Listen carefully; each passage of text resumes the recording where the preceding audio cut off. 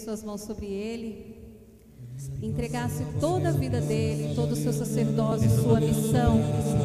A Virgem Maria, aquela que sempre nos ensina a sermos servos obedientes ao Senhor. Maria, querida mãe, passa à frente, mãe. Abençoa, mãe, esse seu filho querido, escolhido pelo Senhor.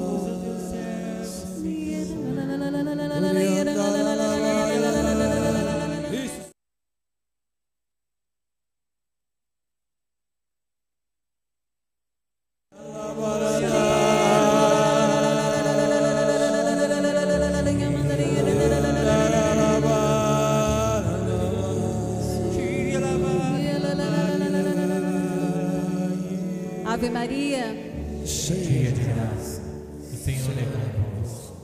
Bendita sois vós entre as mulheres, bendito é o fruto do vosso ventre, Jesus.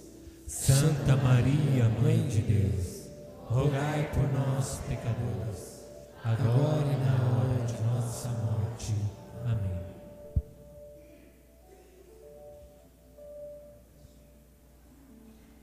Pode sentar, senta. Você que pensou que tinha aguentado o suficiente o padre hoje, não é? Aguentei o padre na missa, tá bom, chega. Tá vendo? Você não rezou, meu filho? Isso que dá. Tá vendo? O padre voltou. É assim. E como diz o ditado, a vida é uma escola. Você não aprendeu, repete, filho. Tá vendo? Você dormiu na homilia, bem feito, vai ter que ouvir tudo de novo. É assim. Quer passar de ano? Presta atenção. Não dorme não. Quer passar dessa vida para a eterna? Esteja atento aqui. Amém? Que maravilha. Então nós vamos conversar um pouquinho nesse momento, dentro desse mesmo espírito de oração. Não vai perder isso não, viu? A gente pensa que a hora da homilia, a hora da palestra, da pregação, é a hora do recreio. Agora se espalha no banco, fala pronto. Não, o combate continua. Sobretudo quem é intercessor, viu? Quando eu era intercessor, essa hora que a gente mais...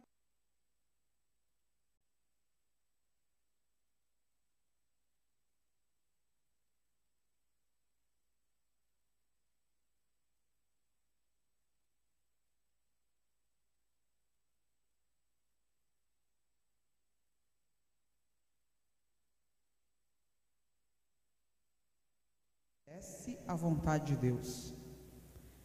Por isso, convoca os intercessores. Acorda, desperta. Tem moleza para vocês não. Quem mandou vocês assumir esse ministério? Cadê os intercessores?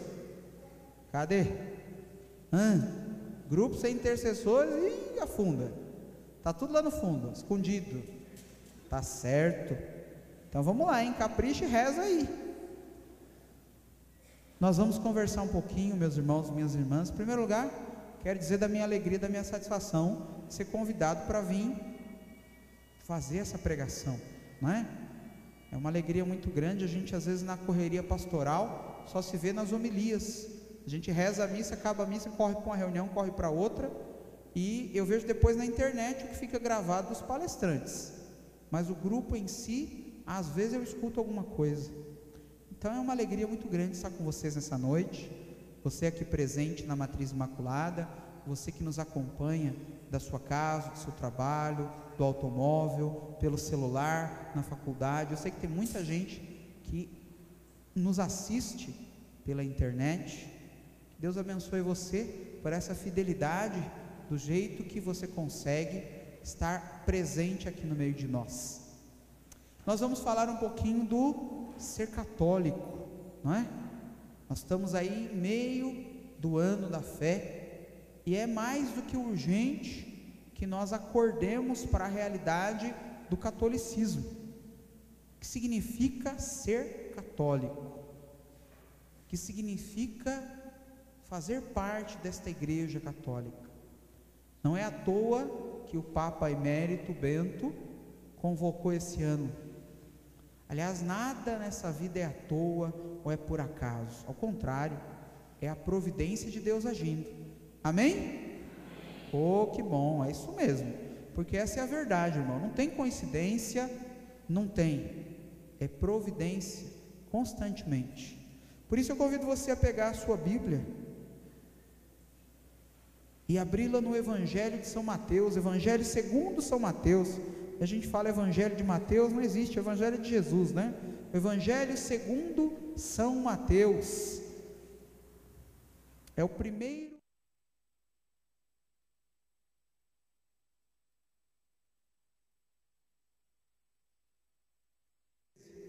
Vamos falar da essência, já que nós vamos falar de ser católico. Quando é que nasceu o catolicismo? Quando é que nasceu o ser católico?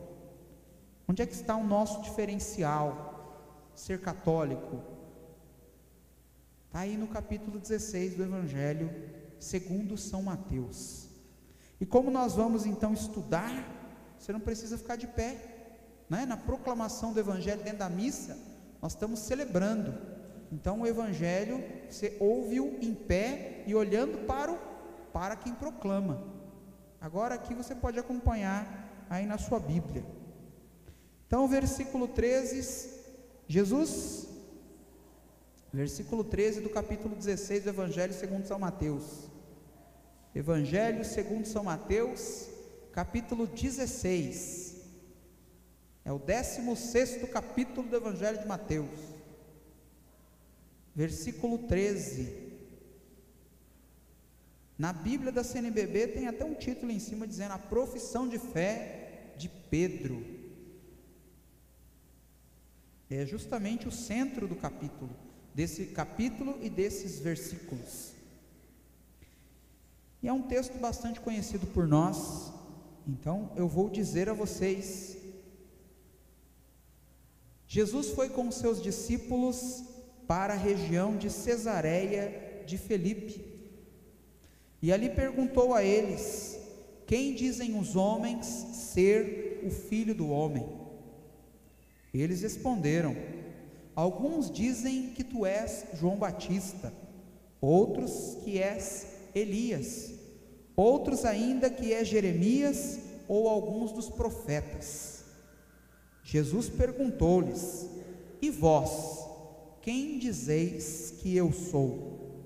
Simão Pedro respondeu: tu és o Cristo, o Filho do Deus vivo. Respondendo-lhe, Jesus lhe disse: tu és feliz, Simão, filho de Jonas, porque não foi a carne ou o sangue que te revelou isto,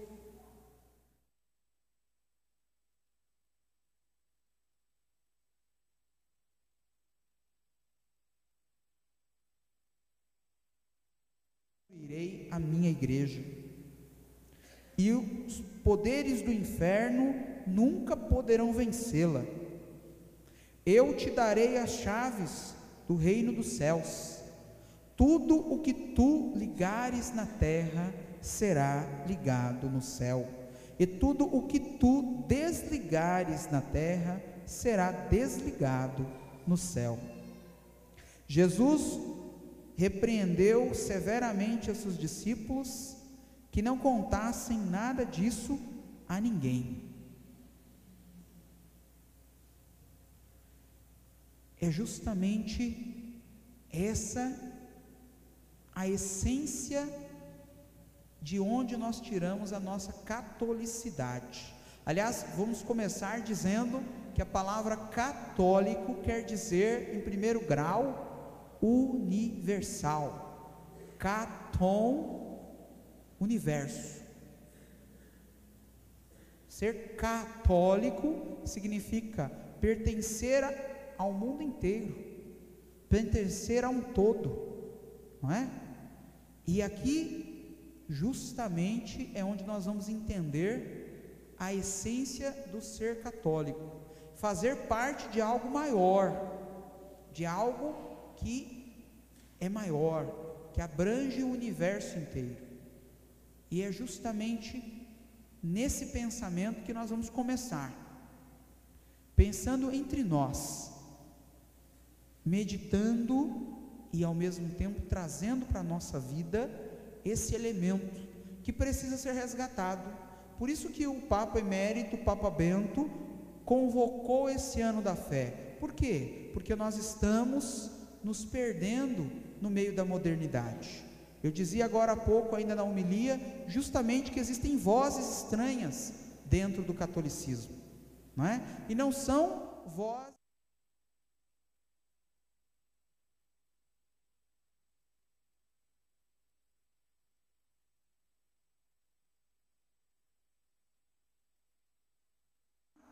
duas coisas.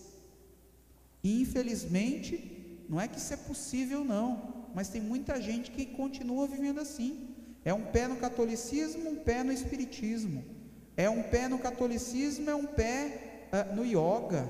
É um pé no catolicismo, é um pé nas filosofias transcendentais, orientais. E a gente vai se perdendo nisso tudo. Por quê? Porque essas coisas são muito fortes, sabe? Para falar nisso, vou dar um exemplo para você. O padre fica muito triste quando tem que fazer o casamento de um católico e um não católico. Ah, mas por quê? Porque eu sei que ali eu vou perder um católico. Ah, padre, que pessimismo é esse? Pelo amor de Deus, o senhor não crê em Deus? Não, creio. Mas eu sei como é que o diabo trabalha. Eu sei como é que o inimigo trabalha. E aí vamos combinar, né? É mais fácil descer a ladeira do que subir. Ou não? Não é? E é o que acontece, meus irmãos. Um católico casa com um não católico. No primeiro domingo a mulher levanta toda animada, né? Depois da lua de mel, sei lá de quantos dias. Vamos na missa, amor. Que negócio de missa, que? Aí ela até se encolhe nas cobertas e não levanta e não vem. Ah, não, agora eu tenho marido, vou na missa sozinha. E não vem. Segundo domingo, mesmo esquema. Terceiro domingo, mesmo esquema. Quarto domingo, ela nem convida mais. Já sei que ele não vai mesmo. Só que ela também não vem. E vice-versa. Marido católico convida a mulher. E aí eu não estou dizendo que não pode casar. Não é isso não. Eu estou dizendo que você não pode perder a sua essência, que você não pode adulterar a tua fé por causa do casamento. Não pode perder os valores por causa disso. É por isso que nós vamos trabalhar um elemento muito importante aqui, que é a ação de Deus.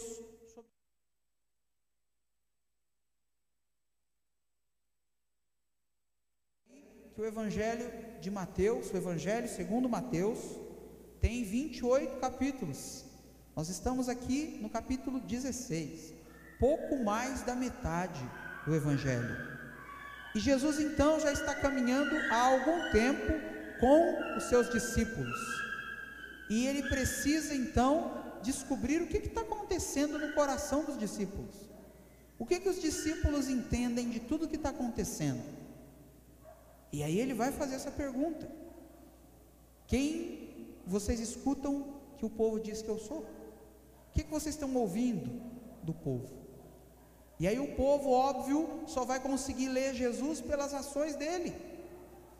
Jesus está batizando, logo ele é quem? João Batista, claro. João Batista. Jesus está pregando nos desertos, em volta das cidades, porque a fama dele é tão grande que ele não pode mais entrar publicamente numa cidade, porque aglomera muita gente. Veja o que aconteceu nesse mesmo evangelista Mateus, na casa de Pedro.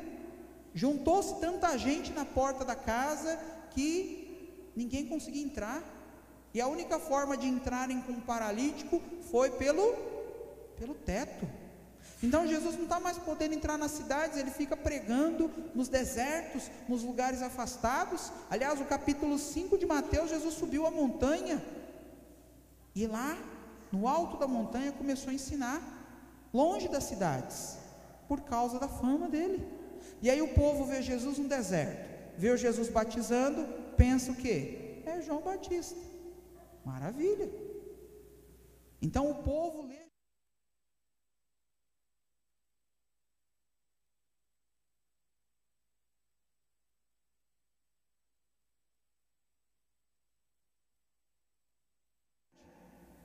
Por exemplo, aí a gente pensa, quando a gente vai ver um objeto, a gente costuma comparar com outro. Não tem até umas brincadeiras assim de comercial? Ah, não é uma Brastemp, mas serve. Já viram esse comercial? Não é? A gente brinca com comparações, dizendo que uma coisa não é outra. E assim o povo conhece Jesus. A mesma coisa vai acontecer quando Jesus, ele age como quem? Como Elias, quando ele quer retomar a essência da fé, a essência dos mandamentos. No tempo de Elias e depois também no tempo de Jeremias tem um problema muito sério com os mandamentos, porque os mestres da lei, os religiosos desse tempo, começam a interpretar a lei de Deus segundo o que lhes parece. Por exemplo, o 5º mandamento, que diz: não matarás. O povo começa então a interpretar: não matarás, ponto 1, a não ser que o teu irmão te engane, aí você pode matar. Não matarás, ponto 2, a não ser que a tua mulher seja pega em adultério. Não matarás, ponto 3, a não ser que o teu sócio te roube. E aí Elias vai dizer: não matarás não matarás. Não tem esse negócio de ponto 1, ponto 2, ponto... não tem emenda no mandamento de Deus. Não matarás não matarás. E aí Jesus retoma justamente esse ensinamento também ali. No capítulo 8 de Mateus, ele vai dizer, do Evangelho segundo Mateus, Jesus vai dizer: ouvistes o que foi dito? E aí ele retoma também no capítulo 11, no capítulo 12, no capítulo 13: vós ouvistes o que foi dito pelos antigos: não matarás. Eu, porém, digo: todo aquele que chamar o teu irmão de tolo, pecou, e será réu no tribunal. Jesus vai ampliar a lei, vai retomar a essência. Não é não só matar fisicamente, é tirar a dignidade. A morte é tirar a dignidade, é aprisionar. E aí o povo vê isso e fala: pronto, é Elias. Ah, mas e como é que o povo interpreta Jeremias? Por causa dos embates de Jesus aí com os fariseus. Se vocês pegarem a partir do capítulo 23 de Mateus, do Evangelho segundo Mateus, até o capítulo 25, é Jesus falando dos fariseus, dos mestres da lei, dos zelotas, dos escribas. Ai de vós, fariseus hipócritas, ai de vós, mestres da lei. No tempo de Jeremias, ele também falava contra esse povo. Aí o povo vai pensar o quê? Jesus é Jeremias. Mas Jesus não quer ser conhecido pelo que ele faz. Aí ele pergunta: e vós? Quem dizeis que eu sou? E aqui nós vamos encontrar o fundamento da igreja, o fundamento da Assembleia dos Chamados. Assembleia dos Chamados, porque é justamente isso que a nossa irmã estava dizendo aqui agora há pouco, e eu confirmo. Você não está aqui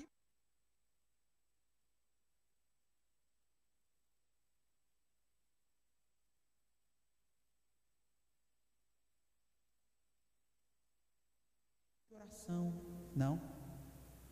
Foi Deus que te chamou, foi Ele que te escolheu para vir, foi Ele que te deu forças para rejeitar o maligno e o mundo e estar aqui. E é a mesma coisa que Ele vai fazer e revelar em Pedro. Pedro respondeu: tu és o Cristo, o Filho do Deus vivo. Respondendo-lhe, Jesus lhe disse: tu és feliz, Simão, filho de Jonas, porque não foi o ser humano, a tua carne, o teu sangue, que revelou isso. Aliás, não. O nosso humano revela a mesma coisa que o povo. Afinal de contas,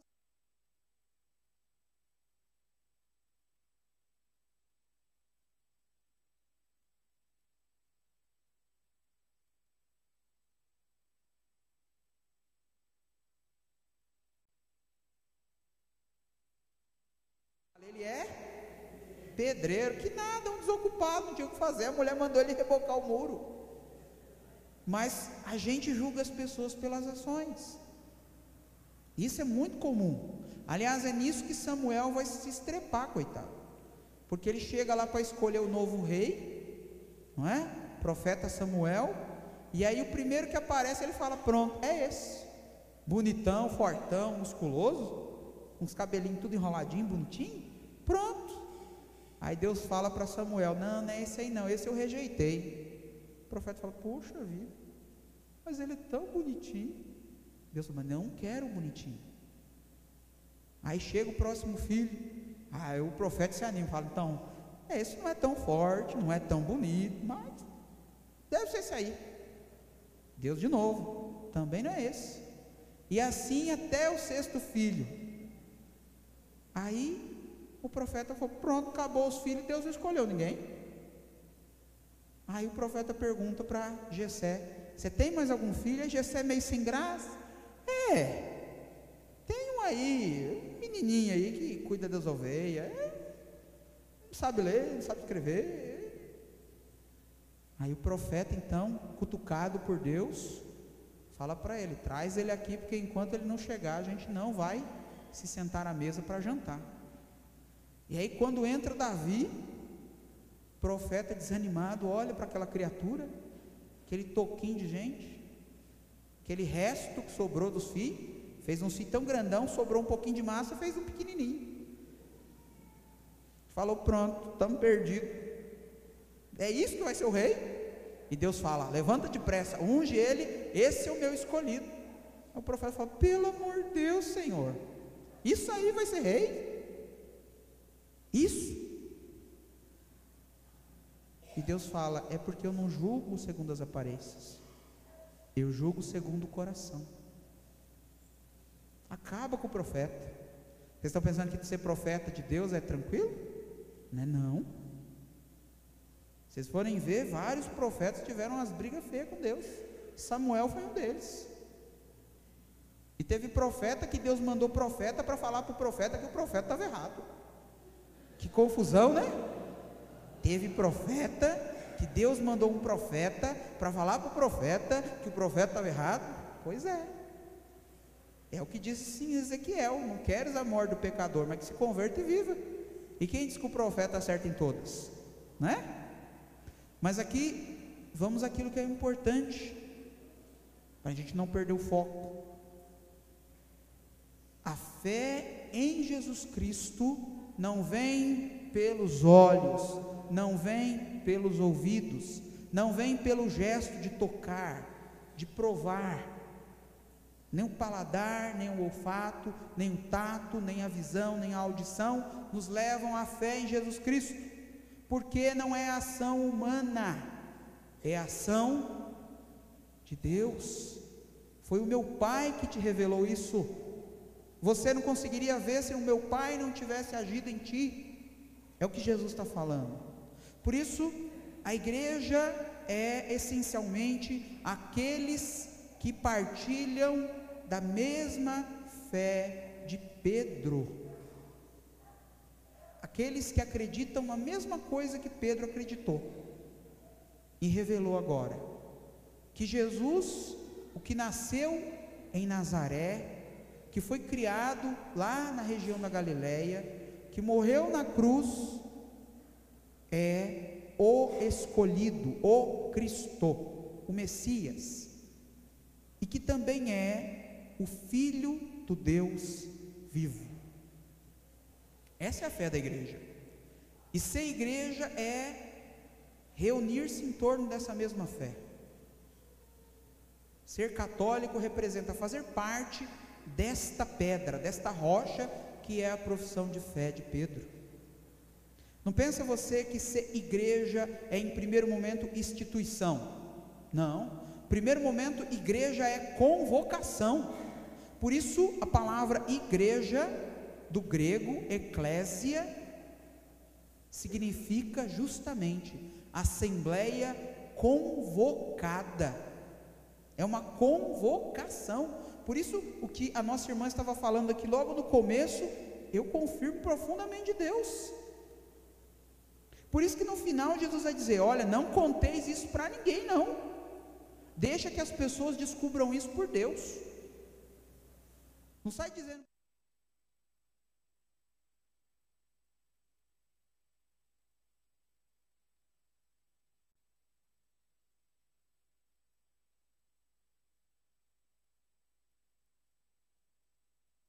amor de Deus, de uma vez por todas, diz-nos se tu é o Cristo, para que nós acreditemos em ti. E Jesus disse: eu já vos falei, mas não acreditastes em mim. Mas como é que ele falou se ele não disse eu sou? Aliás, ele vai dizer eu sou várias vezes. Agora mesmo nesse texto ele está dizendo isso. Quem dizem os homens ser o Filho do Homem? Quem dizem os homens eu sou? Por quê? Porque para chegar nele é pela fé, e a fé não é iniciativa humana, a fé é iniciativa do Pai.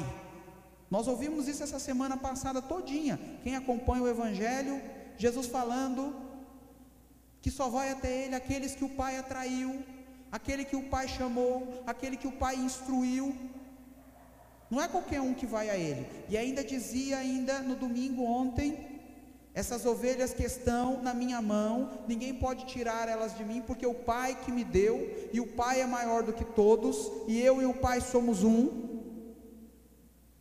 Então não pense você que ser católico é iniciativa sua. Não, meu irmão, não é. Ser católico é iniciativa de Deus. Deus convoca você à fé em Jesus Cristo. E obviamente crer em Jesus Cristo é crer em toda a história, não é num pedaço não. Por isso nós temos um grande problema com o resto do cristianismo, porque o resto do cristianismo admite umas partes, outras partes eles não admitem. Eles não aceitam, por exemplo, Maria Santíssima, que está na Bíblia e que está ali dita a mãe de Jesus. O anjo disse: alegra-te, cheia de graça, o Senhor está contigo. Por isso que nascer de ti será chamado santo. Portanto, se nasceu um santo, pode nascer um santo de um pecador? Portanto, Maria é santa. E aqui nós vamos recordar fundamentalmente a história de Jesus como o Evangelho, e acreditar no Evangelho, que é uma das frases lá do início do capítulo 1 de Marcos. Marcos 1,15 vai dizer para nós: convertei-vos e crede no quê? No Evangelho. E aí nós temos um monte de gente que se diz evangélico, mas que crê em umas partes do Evangelho e em outras não. É aquele negócio que eu já disse para vocês uma vez: isso aqui eu acredito, fica, isso aqui eu não acredito, arranca fora. E vai desfigurando o Evangelho. Essa parte aqui de Nossa Senhora, Ave Maria cheia de graça, o anjo falou isso? Não, isso aqui é coisa de católico, arranca fora. Por isso, eu não estou dizendo especificamente sobre Nossa Senhora. Estou falando que faz parte da história de Jesus. Ele não é filho.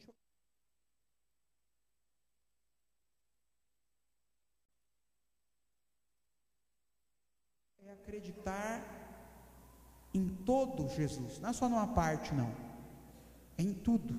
Por isso o símbolo apostólico e o símbolo niceno-constantinopolitano nos falam dos detalhes que nós devemos acreditar, que estão intimamente ligados com Jesus. O que significa crer que Jesus é o Cristo? Significa crer que Deus desde o princípio o escolheu.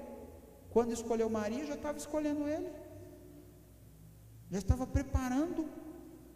Quando escolheu João Batista e colocou na boca do profeta João Batista a mesma coisa que colocou na boca do profeta Isaías: voz do que clama no deserto, aplanai os caminhos do Senhor, preparai suas veredas. Ele está chegando, Ele está vindo. Por isso, essencialmente, ou seja, quando eu falo de essência, estou falando daquilo que é o fundamental, o centro da fé católica. Nossa Senhora não é adorno da fé católica, a Eucaristia não é adorno da fé católica. Eucaristia, Nossa Senhora, o Evangelho, são todos tesouros que foram confiados à Igreja Católica.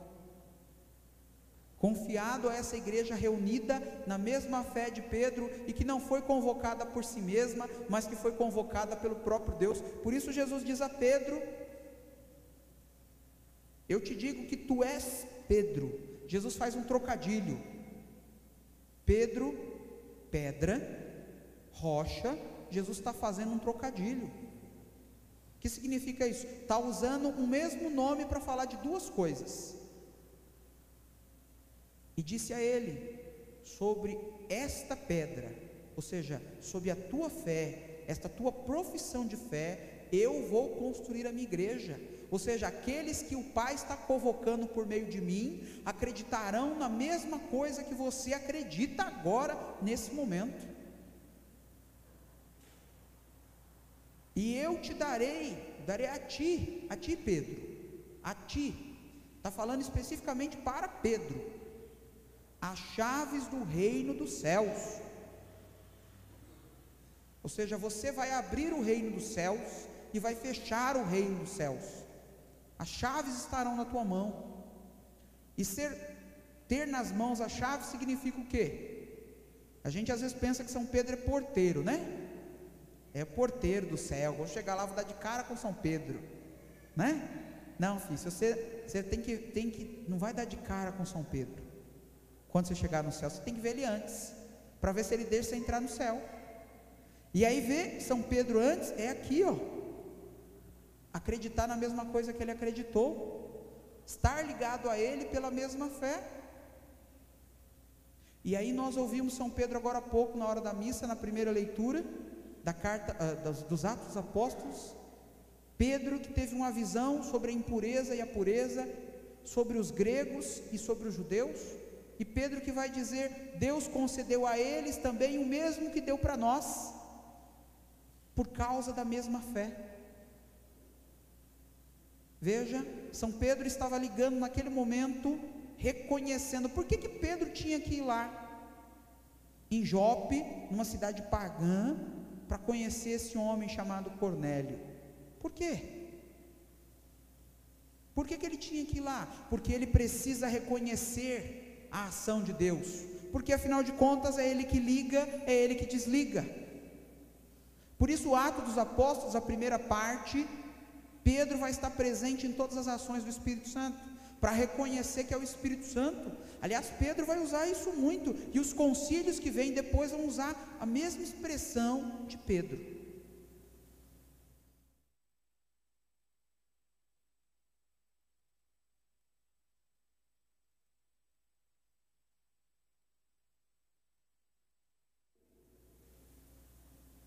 Nós ouvimos isso da boca de Pedro há 2 domingos atrás.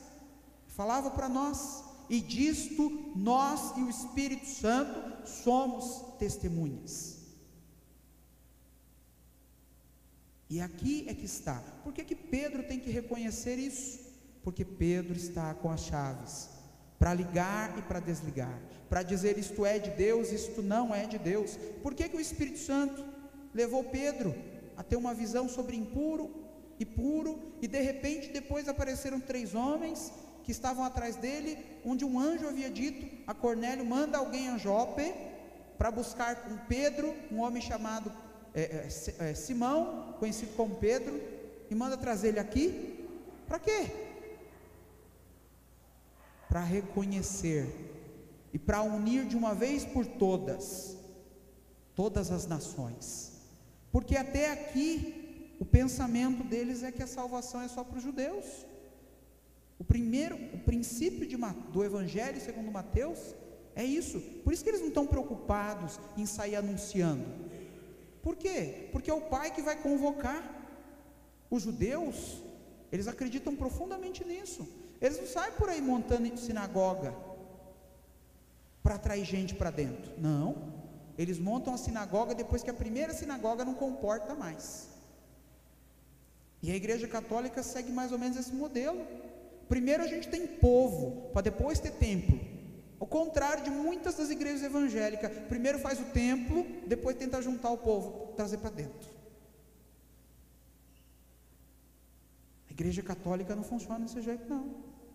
Primeiro é o povo, a igreja é o povo. Põe isso na tua cabeça. Isso que está aqui em volta de nós não é igreja, isso é templo. A palavra templo do grego significa recorte do céu, para ser um pedaço do céu.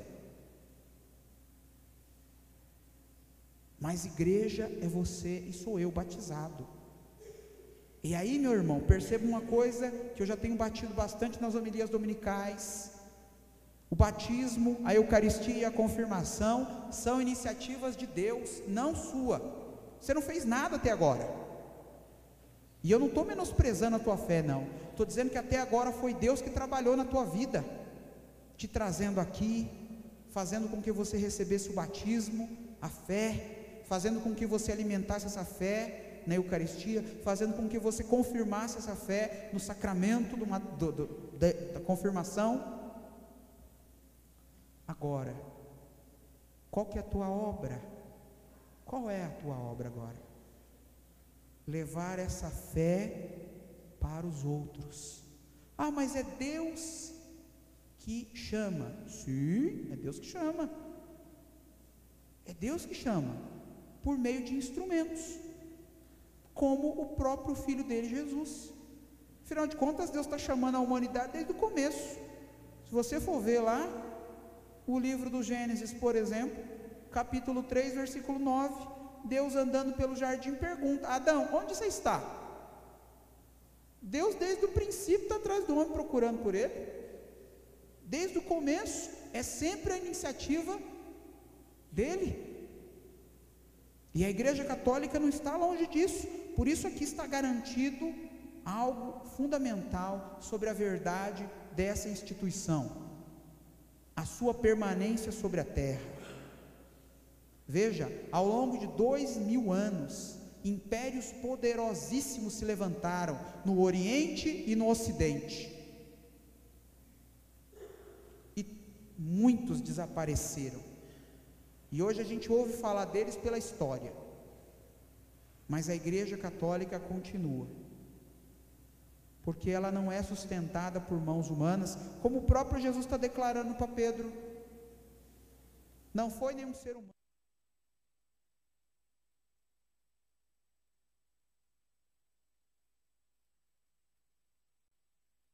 O inferno nunca poderão vencê-la. E inferno aqui entenda em todos os sentidos dessa palavra, tanto como poder espiritual do mal, do maligno, como o poder da morte. Sabem, a palavra inferno do grego quer dizer mansão dos mortos, morte.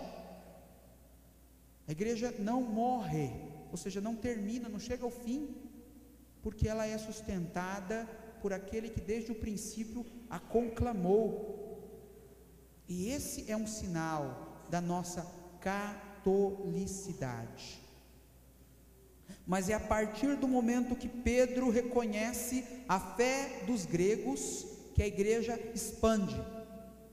É a partir do momento da perseguição de Paulo. Paulo é instrumento de Deus desde o começo. Se Paulo não tivesse saído na caçada dos cristãos, que naquele tempo ainda não eram cristãos, mas eram a sociedade do caminho, os seguidores do caminho, a igreja teria ficado lá, em Jerusalém. O mesmo pensamento de Pedro, gente, lembra lá? Do alto da montanha, do capítulo 9 do evangelista Lucas: Senhor, é bom estarmos aqui, vamos fazer 3 tendas, olha que beleza. É o pensamento judeu. Eu descobri Deus, eu descobri a verdade. Você acha que eu vou sair por aí contando? Claro que não.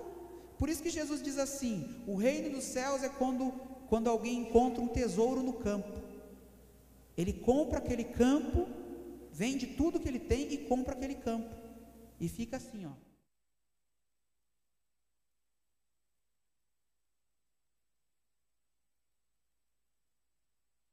tem ouro. O que vocês acham que vai acontecer? Vai ser o padre ali rezando missa e alguém com a pá aqui cavando aqui. O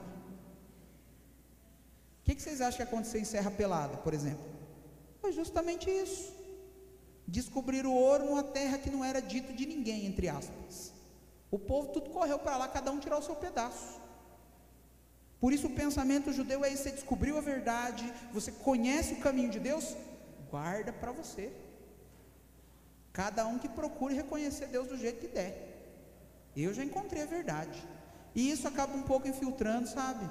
no pensamento às vezes dos nossos irmãos evangélicos. Eles, eu já me converti, eu já estou salvo, né? Já tomei posse, já era, pecado nunca mais na minha vida. É mesmo? Não sei, porque a vida do cristão, São Paulo vai dizer, uma batalha. Vocês acham que São Paulo é bom quando ele usa a expressão combati o bom combate? São Paulo é um poeta, está escrevendo, combati o bom combate.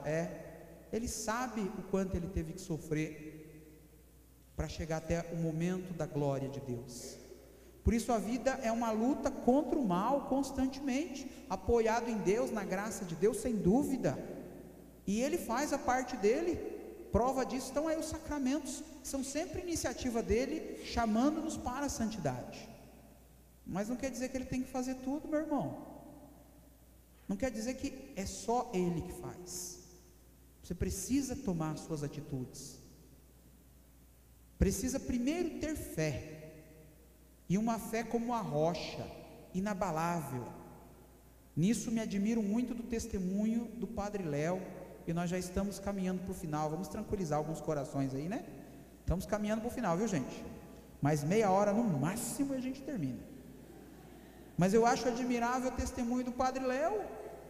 Padre, pede para Deus curar esse câncer do senhor. Para quê? Foi Deus que me deu câncer ou fui eu que provoquei? Fumei 30 e não sei quantos anos. Quem foi que provocou o câncer? Fui eu. Por que agora Deus tem que se meter? Por que eu tenho que fazer essa tentação para Deus?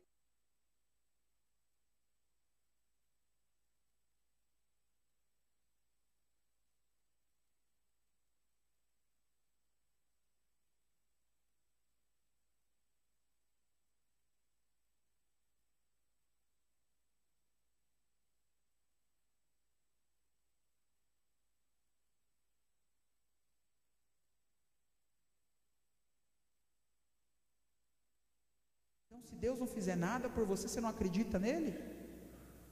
Então você nunca acreditou nele. Você nunca conheceu Deus. Porque Deus é amor, mas esse amor de Deus não quer dizer que Ele tem que fazer tudo por você, que Ele tem que fazer o que você precisa, o que você quer. Se Deus me ama, Ele não vai deixar eu morrer. Então Deus não amava Jesus, deixou Jesus morrer. Mas isso não é a prova do amor de Deus, a morte não, o sofrimento não. A prova do amor de Deus é que Ele não deixou entregue à morte aquele que Ele amou e que foi fiel a Ele por amor até o fim. Então, morrer não é falta de amor de Deus. Morrer é uma ocasião para você se santificar. Não é porque morremos, é para que morremos. Morrer numa trombada de caminhão, por exemplo, é uma morte tão bonita, tão santificadora. Morreu, coitadinho, porque foi parar um caminhão que vinha atropelar uma criancinha. Aí o caminhão não respeitou, ele passou por cima. Será? Não, estava embriagado, dormiu no volante. Por quê? Porque trabalhou mais de 24 horas sem dormir, o corpo estava cansado, dormiu. Foi uma morte sem sentido. É isso que o inimigo está fazendo conosco, está fazendo com que a gente, por medo da morte, tenha uma morte vergonhosa, sem sentido. Pensa naqueles jovens que morreram na boate lá em Santa Maria. Foi uma morte bonita, uma morte honrosa? Não, foi uma morte estúpida e sem sentido. Mas até nisso, Deus se serve. Porque eu e você não conseguimos ver sentido nisso, porque eu e você não conseguimos entender isso, não quer dizer que Deus não se serviu disso. Porque se Ele não se serviu disso, Ele não é Deus. Deus é capaz de aproveitar tudo. E não é para fazer reciclagem, não. Quem faz reciclagem somos nós. Deus resgata, Deus recupera, Deus devolve o sentido das coisas. Mas nós precisamos fazer a nossa parte também. Precisamos viver uma vida honrosa, uma vida digna, uma vida católica. E quando estou dizendo católico, estou dizendo uma vida unida à fé e aos modelos que o próprio Jesus escolheu, os apóstolos. Uma vida voltada para Deus.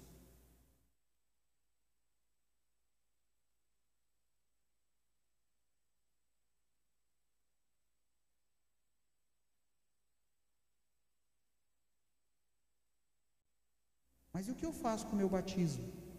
Seja testemunha, seja testemunho da presença de Deus. Viva unida, viva unido a Cristo por meio da sua fé. E use desse instrumento, desse chamado de Deus, para fazer a sua parte. Deus que nos criou sem nós, não nos salvará sem nós, já diz Santo Agostinho. Ele criou o mundo sem você, mas o mundo será salvo pela sua participação.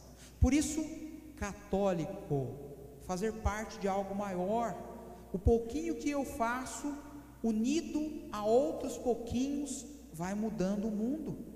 Por isso que nós acreditamos aí na comunhão dos santos, um outro elemento muito importante na fé católica, a comunhão dos santos. O que significa a comunhão dos santos? Os santos comungaram? Não. A comunhão dos santos significa que eles viveram como Jesus. Em algum momento, eles escolheram uma qualidade que os iguala a Jesus.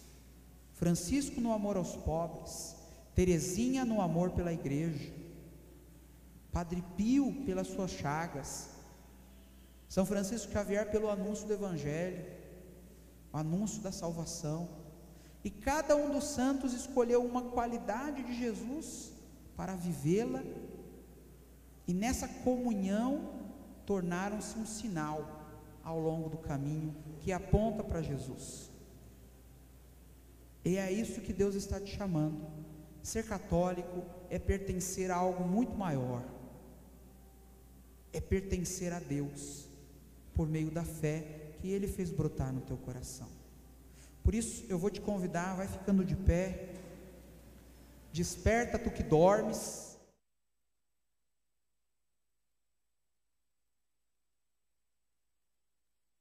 Você que está meio aquebrantado, você que está aí contaminado por dúvidas, incertezas, anda frequentando lugares aí que não são lá muito católicos, é hora de você se purificar.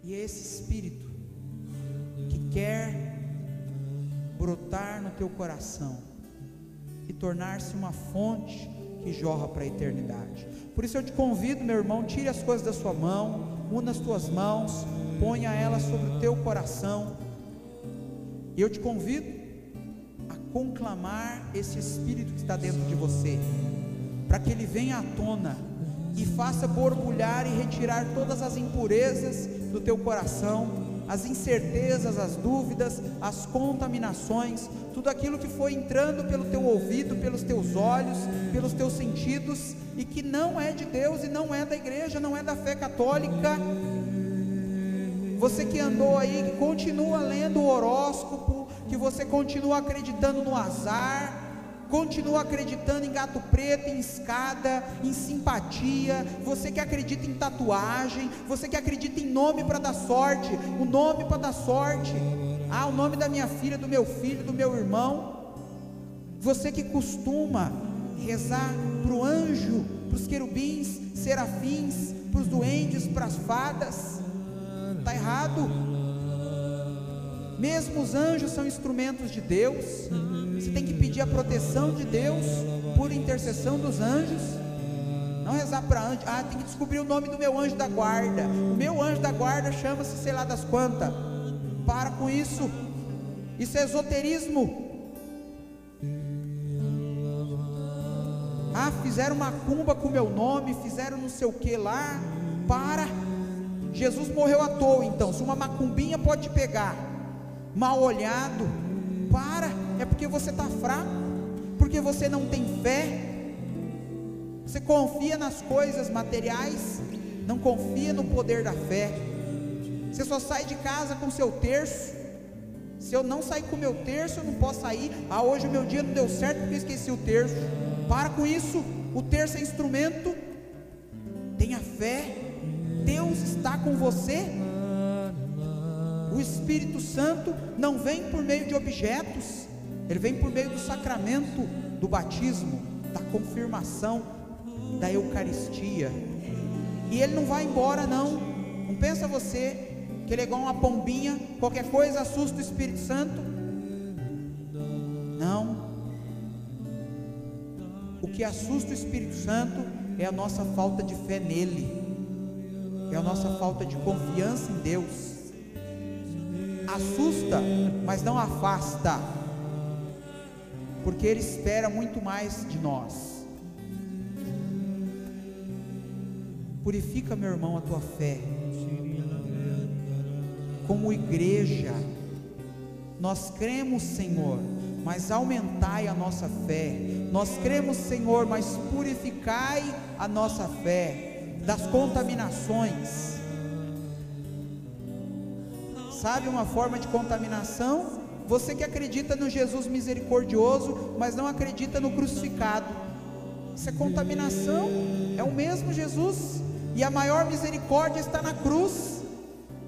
É a maior prova da misericórdia, de que Deus conhece a nossa miséria. Nós cremos firmemente que Tu és o Cristo, o Filho do Deus vivo. Repete comigo isso. Nós cremos firmemente que Tu és o Cristo, o Filho do Deus vivo. Mais uma vez, nós cremos firmemente que Tu és o Cristo, o Filho do Deus vivo. Esta é a nossa rocha, meus irmãos. É sobre isso que a igreja se deposita e se renova, na mesma fé do apóstolo Pedro, na mesma fé que o Pai veio suscitar no coração dos homens. Por isso, vai conversando com o Espírito Santo e vai dizendo para ele: sim, Espírito Santo, aumenta a nossa fé, faz-nos crescer na fé, purifica-nos na fé, dar passos largos, Espírito tira Santo. toda a contaminação, todos os ruídos, tudo aquilo que vem de outras fés, de outras religiões, todo espírito de sincretismo, todo espírito de negação da morte, pela misericórdia de Deus, irmão, eu te conclamo a tua fé, e vai soltando a tua voz, unido ao Espírito Santo, e vai aqui professando que crês, e que espera, que confias no Senhor. Vai crendo nessas palavras dirigidas a Pedro e a você nessa noite. Não busque, meu irmão, na tua humanidade compreender a fé. A fé não é possível ser compreendida simplesmente pelo olhar humano, pelo ouvir humano.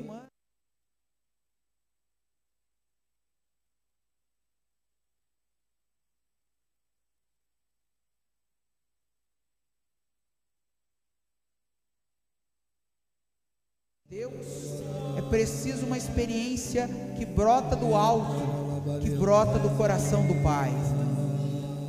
É o Pai que nos revela o Filho e o Filho que nos revela o Pai, pela unidade do Espírito Santo. Vai no teu amor.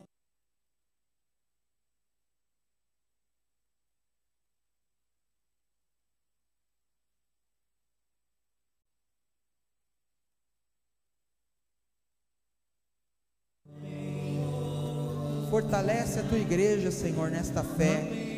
Fortalece o teu povo, aqueles que tu quisestes, aquele que tu escolheu, Senhor.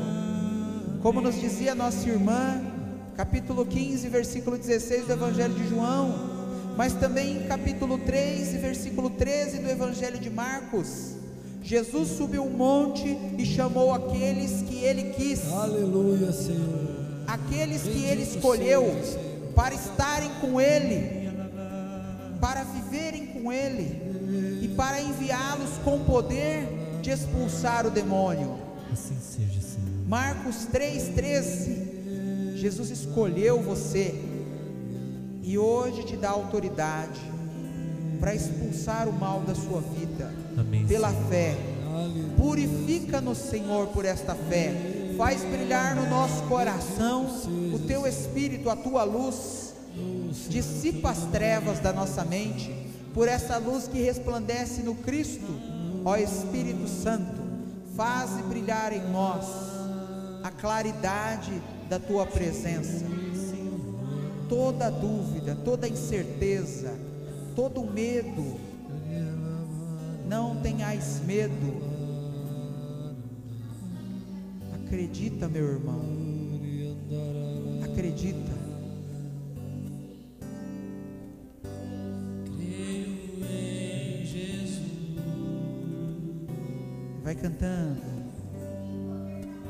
Eu nasci de Deus, saibam todos que eu amo meu Senhor. Guardo sua lei,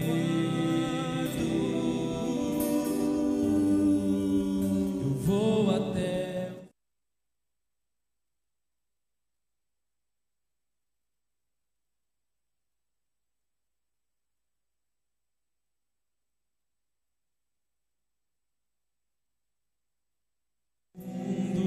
Cante forte. Eu nasci. sou de Deus. A minha vida só tem sentido se está.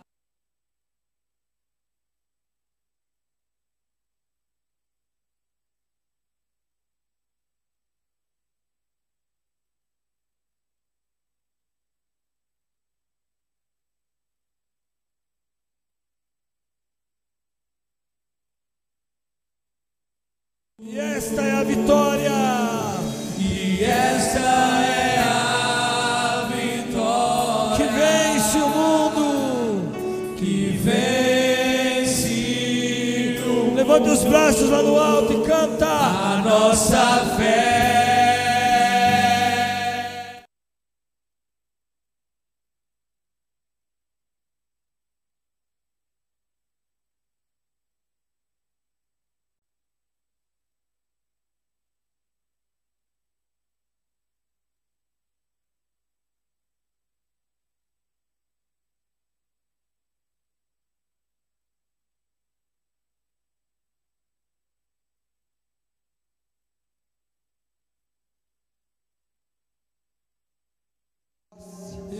Dessa graça de Deus, desse momento de oração, vai abrandando o teu coração a docilidade do Espírito Santo e vai proclamando a tua confiança em Deus.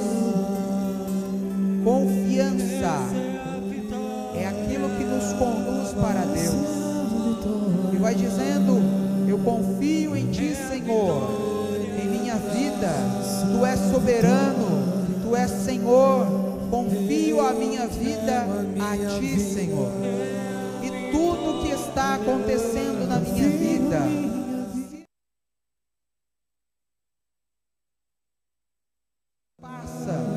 sirva para a minha salvação, Senhor. O sofrimento, Senhor, a dor, a angústia, Senhor, a incerteza, que tudo isso, Senhor, possa ser ordenado para Ti, possa ser levado para a Tua presença, Senhor, para que eu possa, Senhor, pela Tua graça, alcançar os bens prometidos.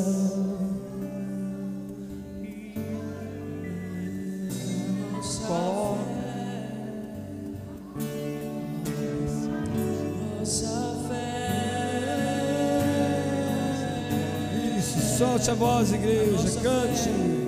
A nossa fé, a nossa fé,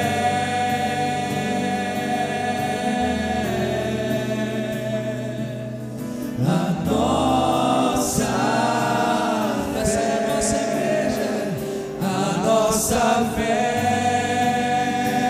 A igreja de Cristo proclama.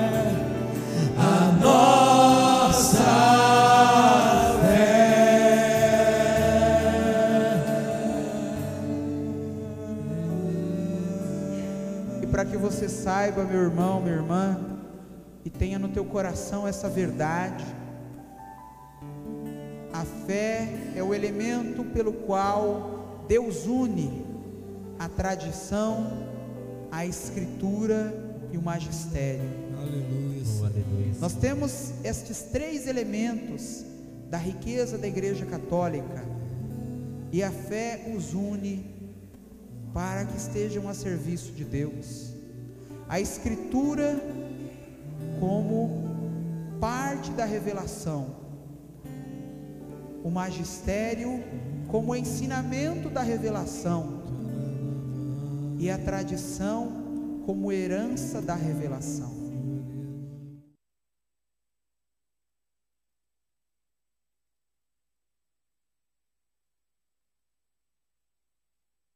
Muita coisa nós encontramos no magistério, no que nós cremos, muita coisa nós encontramos na tradição, mas em tudo que nós cremos encontramos na revelação, e a revelação tem um nome, e é Jesus. Aleluia. É Jesus. Seja. É Jesus. É Jesus. Ele é a revelação.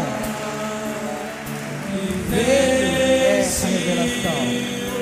Glória a Ti, Senhor Jesus. a nossa fé, Solta a voz, igreja. Proclama. a nossa fé, a nossa fé,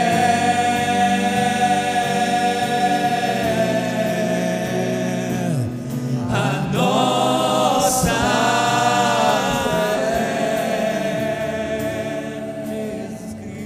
Aleluia, Senhor. Amém. Está curado da sua fé? Então palmas para Jesus.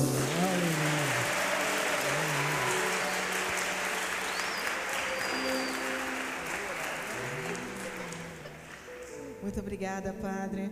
Obrigada por se dispor aqui com a gente mais um pouquinho. Podia estar descansando, mas Deus te abençoe. Vamos rezar um Pai Nosso, uma Ave Maria, por esse Santo Padre, que vai abençoando Ele mesmo, que vai mesmo te colocando